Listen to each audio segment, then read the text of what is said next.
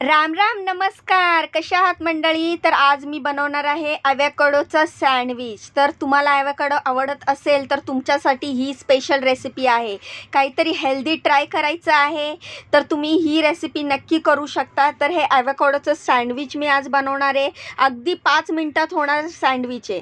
तर आधी मी ॲव्होकॅडो व्यवस्थित त्याच्यामधला पल्प काढून घेतला आहे. तर अशा पद्धतीने सोप्या पद्धतीने तुम्ही ॲव्होकॅडो कापू शकता.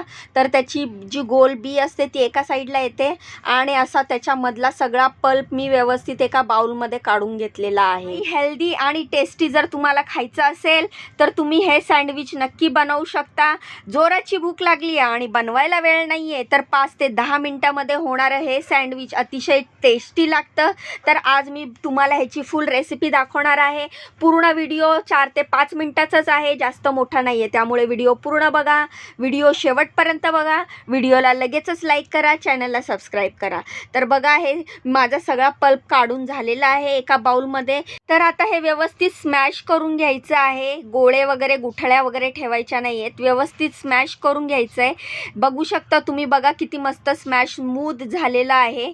आणि त्यामध्ये आता टाकणार आहे मी टॉमॅटो. तर मी टॉमॅटो चिरायला घेतला आहे, बारीक टॉमॅटो चिरायचा आहे. टॉमॅटो चिरून झाल्यानंतर आपल्याला कांदा देखील चिरायचा आहे. तुम्हाला जर व्हेजिटेबल्स आवडत असतील तर तुम्ही ह्याच्यामध्ये बॉईल कॉर्न टाकू शकता, कॅप्सिकम टाकू शकता बारीक चिरून, बेल पेपर टाकू शकतात बारीक चिरून.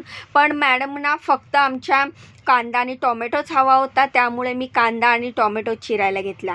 बेल पेपर जरी टाकलं ना तरी खूप टेस्टी लागतं आणि उकडलेले कॉर्न टाकल्यावर पण खूप छान लागतं.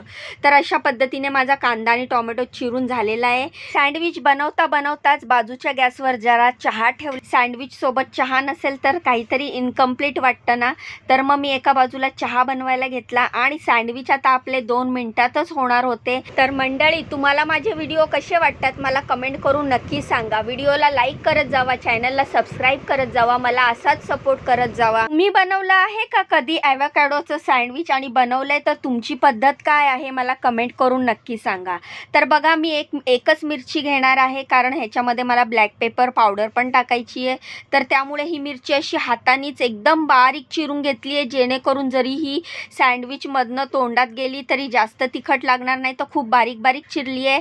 त्यानंतर हा पल्प घेतलेला आहे मी आणि ह्या मशीनमध्ये 2 लसणाच्या पाकळ्या टाकल्या आहेत. आता तुम्ही बघा कशा लसूण एकदम बारीक ठेचून येणार आहे, एकदम बारीक पल्पसारखा निघतो ह्याच्यातनं. हे बघा, तर हे लसूण ठेचायचंच मशीन बोलू शकता तुम्ही किंवा लसूण बारीक करायचं मशीन बोलू शकता तुम्ही. तर ह्याच्यामध्ये मी 2 लसणाच्या पाकळ्या टाकल्यात आणि असं लिंबू पिळतात ना तसं पिळल्यानंतर त्याच्यामधनं असा लसूण बारीक होऊन निघतो.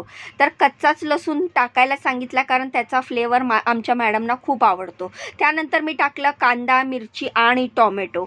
जर तुमच्या घरात लहान मुलं असतील तर त्यांना मेयोनीज टाकून दिलं तरी त्यांना खूप आवडेल आणि त्याची चव काहीतरी वेगळी पण लागेल. तर अशा पद्धतीने दुसरा गॅस पेटवला आणि त्यावर मी ठेवला तवा, ज्याच्यावर आता आपण शेकणार आहोत ब्रेड.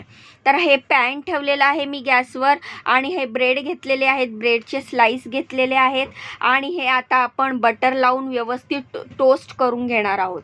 तर बघा, प्लेनच असा ब्रेड घेतला आणि त्याला बटर लावते आणि असं बटर लावून मी पॅनवर टोस्ट करून घेणार आहे. तर हे ॲव्होकॅडोचं सँडविच बनवताना आपण प्रत्येक वेळी काय करतो, ब्रेडमध्ये बॅटर टाकतो आणि मग त्यानंतर शेकतो ना. तर शक्यतो ॲव्होकॅडोचं सँडविच बनवताना आधी ब्रेड शेकून घ्यायचा. ब्रेड तर पॅनमध्ये टोस्ट होतोय तोपर्यंत मी टाकलं ह्या बॅटरमध्ये ब्लॅक पेपर पावडर आणि मीठ. तर हे टाकल्यानंतर आपण हे व्यवस्थित मिक्स करून घ्यायचं आहे. तर तुम्ही बघू शकता मी व्यवस्थित ह्यामध्ये मीठ आणि ब्लॅक पेपर पावडर टाकल्यामुळे व्यवस्थित मिक्स करून घेतलंय. तुम्ही चिली फ्लेक्स पण टाकू शकता तुमच्या आवडीनुसार. त्यानंतर मी कोथिंबीर बारीक चिरून टाकलेली आहे आणि हे असं व्यवस्थित मिक्स केलेलं आहे. तर ही प्लेट आता मी बनवत आहे नाश्त्यासाठी.